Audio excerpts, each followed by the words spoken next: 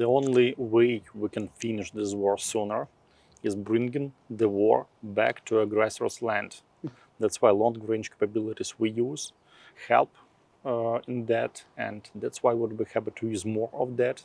At this point, the capabilities for production of long-range strikes in Ukraine are longer and bigger than the funding capabilities we have. So that's why we would be happy to get more support from the Western partners on fueling the capabilities we have in Ukraine. How encouraged have you been by Ukrainian strikes on Russian oil infrastructure? Asymmetric war is a great solution we have in this fight, and that's something we recently developed a few years ago.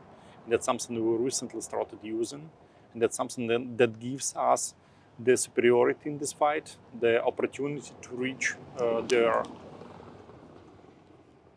military objects deep inside Russia and hit them with original Ukrainian capabilities, long-range strike drones. Oleksandr Kamyshin, thank you very much for joining me today. Thanks for coming to Ukraine. It's a brave move. Well, braver to live here and defend it, I'm sure. What have you made of NATO's response to the Russian drone attack on Poland? Well, this guy is testing NATO, this guy is testing Europe, and the response was in place. Let's see how the guy understands the response.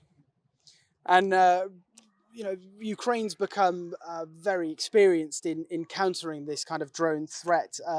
Do you think there's a lot that NATO can learn from Ukraine in shooting down these drones?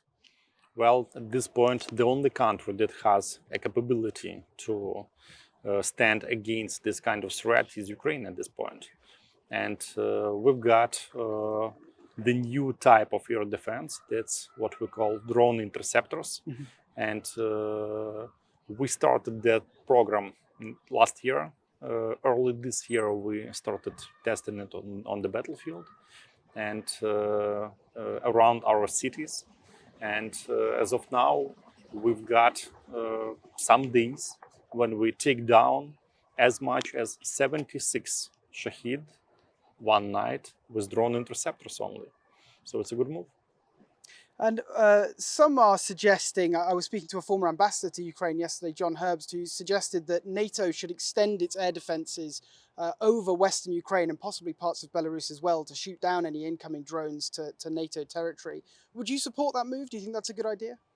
That would be a smart decision because that will add your pilots more experience. And you think that would work okay with Ukraine having NATO air defences coming in across the border? Well, we are in this fight almost 4 years, and we would be happy to get more support. Because Ukraine obviously has an advanced capability now to hit places within Russia, including launch sites. Would Ukraine be willing to hit launch sites where these drones are launched from that could be heading towards NATO if NATO was willing to give them the munitions and the guidance to do that? Well, the only way we can finish this war sooner is bringing the war back to aggressor's land. That's why long-range capabilities we use help in that, and that's why we would be happy to use more of that. At this point, the capabilities for production of long-range strikes in Ukraine are longer and bigger than the funding capabilities we have.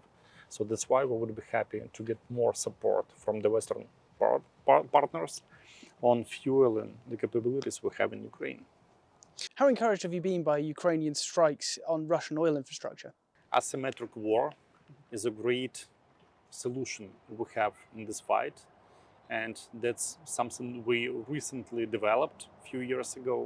That's something we recently started using, and that's something that gives us the superiority in this fight, the opportunity to reach their military objects deep inside Russia and hit them with original Ukrainian capabilities, long-range strike drones.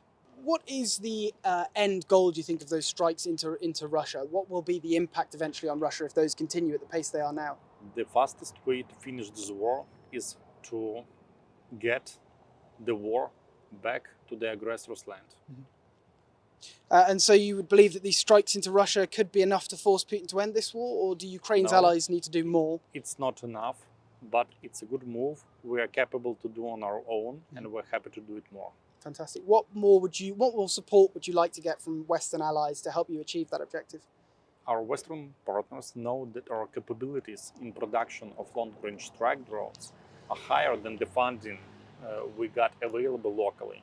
That's why the best program would be the Danish model, which suggests Western governments funding the production of long-range strike drones in Ukraine.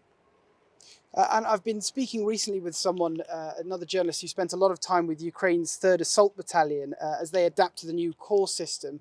Are you happy with the progress you've been seeing in that more Western style of fighting? Because they've had a lot of success in halting the Russians. These guys are cool, and the way they fight is astonishing, and the way they use new system, all types of them, is astonishing, and that's the way Ukrainians fight. So you'd like to see more Ukrainian soldiers and units adapting to those kind of strategies and tactics? Definitely, because at this point our army is the strongest on the continent. Finally, I would like to add an important point. I'm grateful and would like to thank to the people of the UK, the government of the UK, the industry of the UK for standing with us. Thank you. Lovely. Thank you very much.